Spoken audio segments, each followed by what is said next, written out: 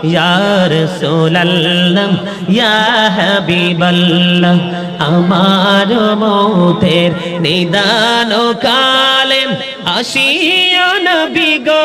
আমার শিয়রে দেখিব আপনাকে নয়ন ভরে ইয়া রাসূলুল্লাহ ইয়া হাবিবাল্লাহ ইয়া রাসূলুল্লাহ